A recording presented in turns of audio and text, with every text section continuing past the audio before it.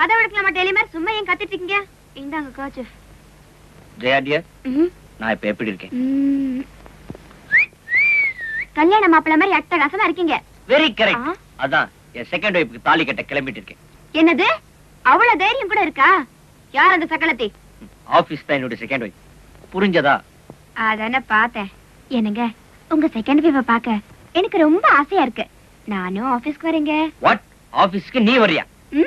கட்டின புருஷனை நிழல் போல் தொடரணும்னு எங்க அம்மா சொல்லிருக்காங்க. ஓஹோ, இது கூட உங்க அம்மா விட்டீங்க? ஏய், நான் ஆபீஸ் போனா ஆபீஸ்க்கு, பாத்ரூம் போனா பாத்ரூம், நீ கூட வர முடியுமா? இதோ பாரு, நீ என் கூட ஆபீஸ்க்கு வந்தா பாக்கணும்னு சிரிப்பாங்கடி. ஏன் சிரிக்கணும்? ராமன் கூட சீதையன் தான் காட்டுக்கு போச்சு.